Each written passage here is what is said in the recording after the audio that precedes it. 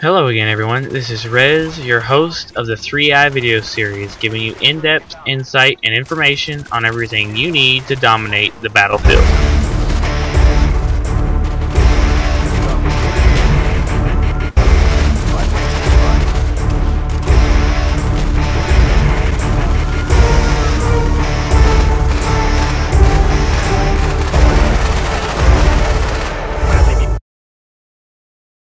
Alright, so last video we covered tips and tactics and domination and a little bit of teamwork strategy. This video we are going to be showing you a capture the flag in grid, and we'll be showing you some mostly teamwork strategies and tactics, because capture the flag is a very teamwork oriented game. So we'll be showing you some of the best ways to work together to capture your flag as well as keep your own.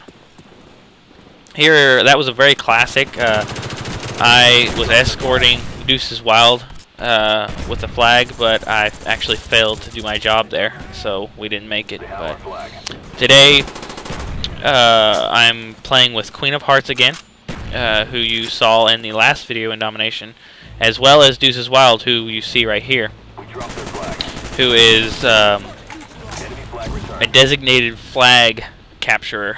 That's his job, is to capture the flag. So that's what he does.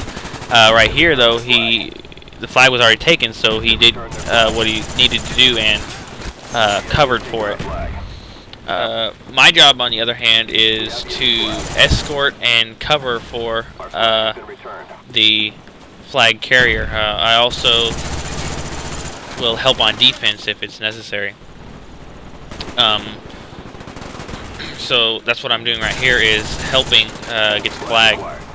This is another very classic one. Deuce has got the flag, but he actually died. And he was going to respawn on a tactical insertion that he had, but one of our teammates actually was able to grab the flag. And since last time the enemy cut us off through the middle, what I did was tried to flank them in that position, which worked out very well, because they did the same exact thing.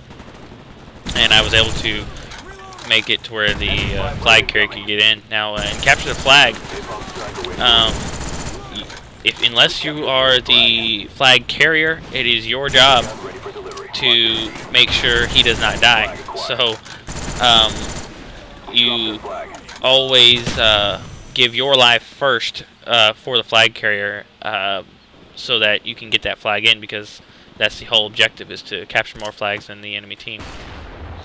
Queen of Hearts is a flag defender. She, as I said in the last video, she uses UAV better than anyone I've ever seen, actually. So that enables her to be an excellent flag defender.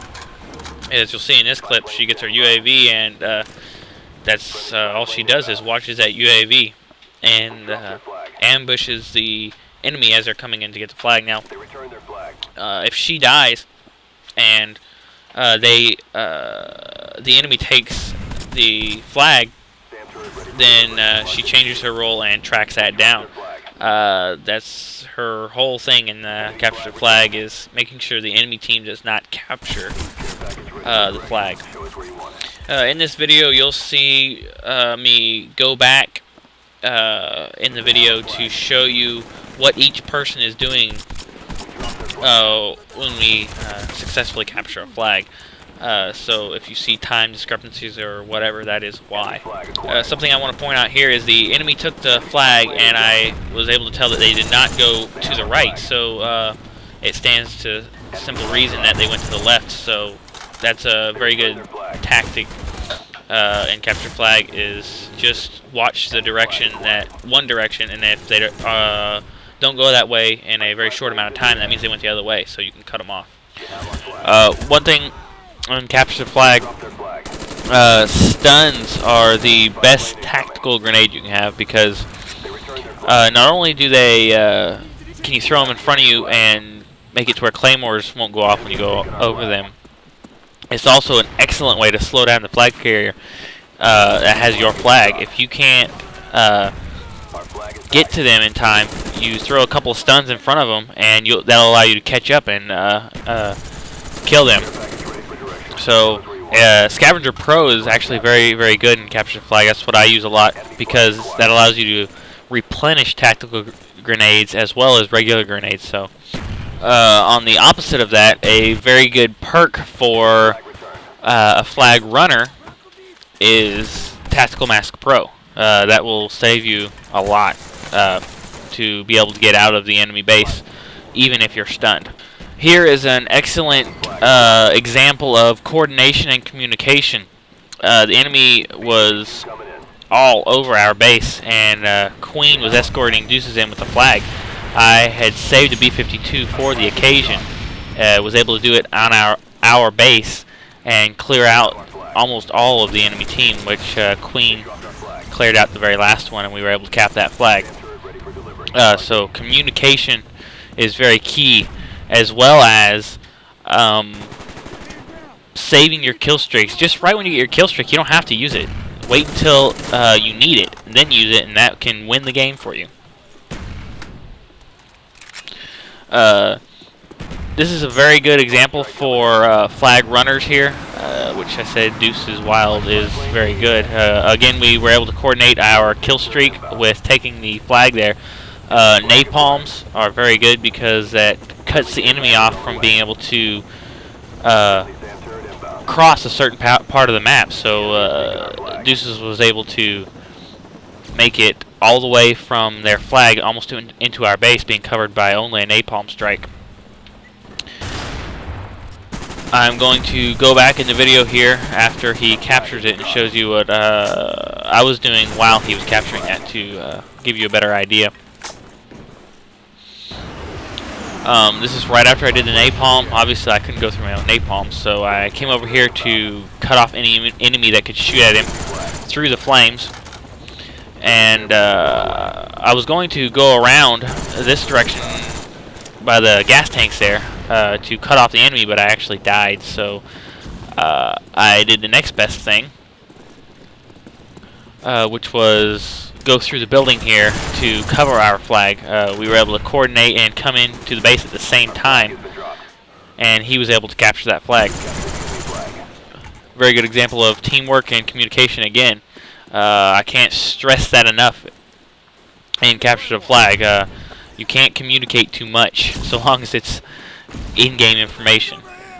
Along those lines, if you're playing with 3 or more people, it's a very good idea to set somebody up to get those kill streaks. Normally that is me and the team I play with, because it's my job to cover and kind of station myself in the middle of the map and cut off the enemy. So I'm stationed in a spot to get a lot of kills. But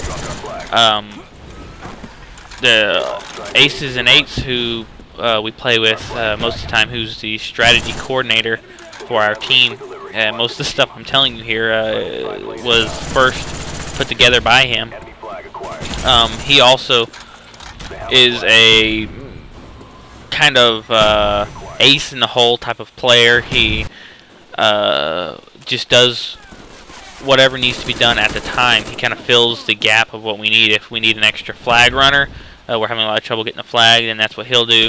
If we need extra defense, that's what he does most of the time, because normally we have capturing the flag under control, but sometimes he'll also set up himself up in a position to get kill streaks, and air superiority will win the game for you without a doubt.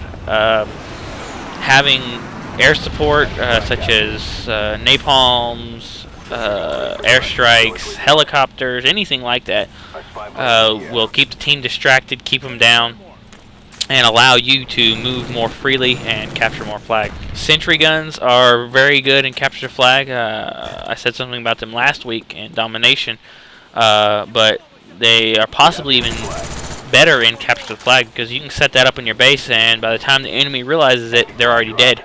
And with the wave respawn, where you have to wait to respawn, it's extremely effective because it takes so long to get to the enemy base, and if you're killed by a sentry gun, the player can be doing something else while the sentry gun is covering the flag. That is going to wrap up this episode of 3i. Again, I certainly hope that I was able to share some things that will help you and your team and capture the flag. If you have any questions, comments, suggestions, anything, go to callofdutyseries.com and post it on the forums, or you can talk to me directly at res@callofdutyseries.com. Again, thanks for watching, and God bless.